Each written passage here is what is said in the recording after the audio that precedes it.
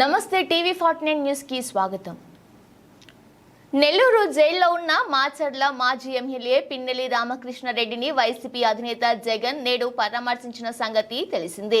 దీనిపై ఏపీ హోంమంత్రి వంగలపూడి అనిత స్పందించారు. అమరావతిలో మీడియా సమావేశంలో ఆమె మాట్లాడుతూ ఈవీఎం పగలగొట్టిన పిన్నెల్లిని కలిసేందుకు జగన్ ఇవాళ 25 లక్షల ఖర్చు చేశారని వెల్లడించారు. జైల్లో ఉన్న పిన్నెల్లి కోసం జగన్ హెలికాప్టర్లో నెల్లూరు వెళ్లారని వివరించారు. అయితే పిన్నెల్లి ములాఖాతులు అయిపోయినప్పటికీ మానవతా దృక్పథంతో జగన్ కు అనుమతి ఇచ్చామని అనిత స్పష్టం చేశారు. ములాఖాతులు అయిపోయాయని తెలిసి కూడా జగన్ ఉద్రిక్తతలు రగిల్చే ప్రయత్నం చేసినట్టు తెలుస్తుంది పేర్కొన్నారు.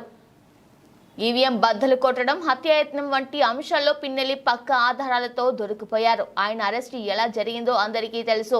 మాజీ ముఖ్యమంత్రి జగన్ ఓ ఖైదీని కలవాలని నిర్ణయించుకున్నారు. అది ఆయన ఇష్టం. డబ్బుంది కాబట్టి 25 లక్షలు ఖర్చు పెట్టుకొని నెల్లూరు వెళ్లారు. పిన్నెల్లికి ములాఖాతులు అయిపోయినప్పటికీ మేము మానవతా దృక్పథంతో ఆలోచించి అనుమతి ఇచ్చాం. నాడు చంద్రబాబును అరెస్ట్ చేసినప్పుడు కుటుంబ సభ్యులకు 3వ ములాఖాత్ ఇచ్చేవారు కాదు. కానీ ఇవాళ తనకు అనుమతి లేదని తెలిసి కూడా జగన్ నెల్లూరు బయలుదేరారంటే అక్కడ గలాటా సృష్టించడానికి అనుకోవాలా? మేము ఇవాళ రూల్స్ పట్టించుకోకుండా మానవతా కోణంలో అనుమతి మంజూరు చేశాం. కానీ జగన్ జైలు నుంచి బయటకు వచ్చి అక్రమంగా అరెస్ట్ చేశారని అంటున్నారు. సీసీటీవీ ఫుటేజ్ కి చూసిన వారెవరైనా అక్రమ అరెస్ట్ అంటారా?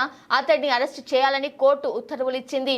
మేము చట్ట ప్రకారం చర్యలు తీసుకుంటుంటే వాటిని దాడులు అని దుష్ప్రచారం చేస్తున్నారు. మరి మీరు 5 కిందట పాలన మొదలు పెట్టినప్పటి నుంచి చేసిన వాటిని ఏమనాలి? ప్రజావేదిక కూల్చివేత నుంచి మీరు చేసినవి ఏమిటి? దాడులు కాదా? నా మీదే 23 కేసులు పెట్టారు. మేము కక్ష తీర్చుకోవాలనుకుంటే పరిస్థితి వేరేగా ఉండేది. ఇవాళ వచ్చి ప్రతీకార దాడులు అంటూ రెచ్చగొడుతున్నారా అంటూ అనిత ధ్వజమెత్తారు. ఒక విషయం చెప్తున్నానండి. పిన్నెల్లి ఆయన మీద ఒక హత్యాయత్నం, ఈవీఎం బాక్సులు బదలగొట్టారన్న ఒకటి, ఇవన్నీ కూడా రికార్డెడ్గా దొరికినాయి. రికార్డెడ్గా దొరికిన తర్వాత అరెస్ట్ ప్రక్రియ అనేది ఎలా జరిగిందో మనందరికీ కూడా తెలుసు.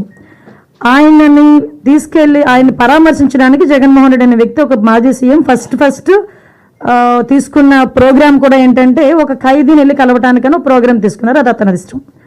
అది కూడా ఏంటి, ఒక 25 లక్షల రూపాయలు ఖర్చు పెట్టుకొని అక్కడికి వెళ్ళి ఒక హెలికాప్టర్లో వెళ్ళారు. ఒక డబ్బున్నవాడు వెళ్ళాడు, తీసుకొని పెట్టుకున్నాడు. నేను ఇక్కడ ఏమంటానంటే, యాక్చువల్గా పిన్నెల్లి గారికి ఉన్న ములాఖాతులు టైం అయిపోయింది. ఓకే, అయిపోయింది కాబట్టి అయినా కూడా హ్యుమానిటీ గ్రౌండ్స్లో ఒక ఎక్స్-సీఎం రిక్వెస్ట్ చేస్తే పర్మిషన్ ఇచ్చాం. అవునా కదా? ఇంతకుముందు చంద్రబాబు నాయుడు గారిని అక్రమంగా జైల్లో పెట్టినప్పుడు కుటుంబ సభ్యులకి 3వ ములాఖాత్ ఇవ్వాలంటే ఇచ్చేవారు కాదు. కానీ ఈరోజు మేము ఏం చేసాము, అతని రిక్వెస్ట్ అంటే అతనికి పర్మిషన్ లేదన్న సంగతి కూడా తెలుసుకున్న తర్వాత కూడా అతను రెడీ అయ్యారంటే అక్కడ గలాటా సృష్టించడానిక? యాజ్ పర్ రూల్కి పైకి వచ్చి హ్యుమానిటీ బేసిస్ మీద ఇచ్చాం. అఫ్ కోర్స్ ఈరోజు మేము చాలామంది చెప్తున్నారు దండోపదండాలకు వెళ్తున్నారు, అలాగే వెళ్తున్నారు, ఇలాగ వెళ్తున్నారని. నేను ఒకసారి ప్రిజెన్స్ ఐజీ గారితో కూడా మాట్లాడినా, అసలు ఎంతమంది ములాఖాతులు వెళ్తున్నాయి, యాజ్ పర్ రూల్ ఎలా వెళ్తున్నాయి, మేము అన్నీ కూడా మాట్లాడుకుంటున్నాం. ఆయన బయటకు వచ్చి ఈరోజు బయటకు వచ్చి అక్రమంగా అరెస్టులు చేశారు. అక్రమంగా ఏం సీసీ ఫుటేజ్ చూసిన వాళ్ళు ఎవరైనా అక్రమ కోర్టు ఇచ్చిందండి అతను అరెస్ట్ చేయమని? దేని మీద బెయిల్ వచ్చిందని ఇప్పుడు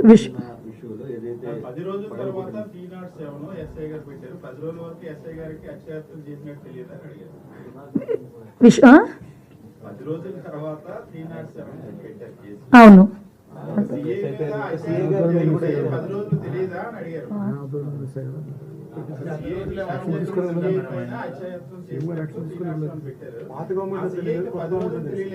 అదేనండి. పాత గవర్నమెంట్ ఎట్నివ్వలేదు, కొత్త గవర్నమెంట్ వచ్చిన పెట్టారు.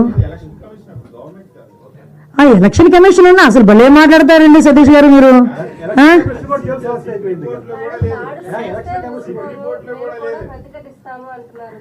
దాడులు ఎవరు చేశారు ఈ రోజుకి నాకు చెప్పండి? దాడులు ఎవరు చేశారు? దాడులు చేసినట్టు ఎక్కడైనా రికార్డెడ్గా ఉన్నాయా? ఎవరైనా కంప్లైంట్ ఇచ్చారా? ఏదైనా త్రూ రూల్ ప్రకారం చేస్తున్నాము.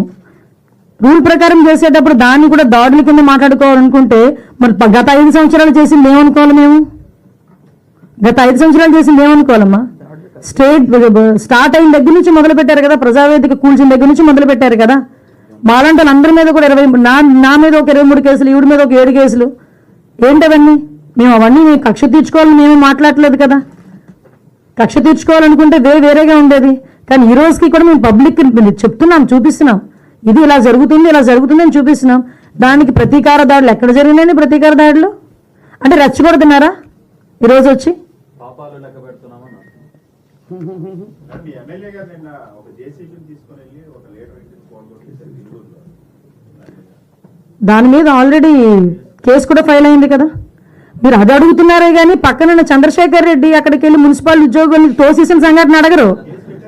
అదెవరు కేసు పెట్టారు చూడండి ఒకసారి వెళ్ళి. మేము మాట్లాడితే మన కేసు పెట్టారేమో. ఎక్స్ఎమ్మెల్యే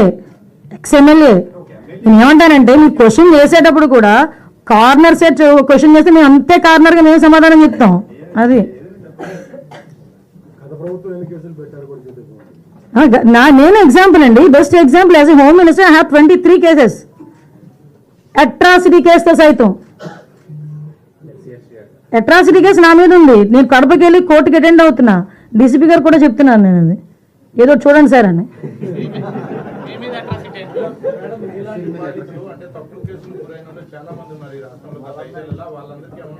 కంపల్సరీ సార్, ఏదైనా త్రూ లా ఏదైతే యాజ్ పర్ లా ఎలా అయితే వాళ్ళకి వెసులుబాటు వస్తుందో మేము అలా చేస్తాం డెఫినెట్గా. ఎందుకంటే అక్రమ కేసులు ఎవరు కూడా భరించాల్సిన అవసరం లేదు కదా. కొన్ని ఛార్జ్షీట్ వేసిన ఉన్నాయి, కొన్ని ఛార్జ్షీట్ వేయని ఉన్నాయి, చాలా ఉన్నాయి ఇష్యూస్ అన్ని. అమరావతి రైతుల మీద 2000 కేసులు ఉన్నాయి మేడం, అట్రాసిటీ కేసు కూడా. బట్ అన్నిటి మీద ఎంక్వైరీ చేస్తామండి. రీ ఎంక్వైరీ చేయించి అవి కానీ అక్రమం అని తేలితే కనుక వెంటనే ప్రభుత్వం నిర్ణయం తీసుకుంటుంది. Okay, thank you.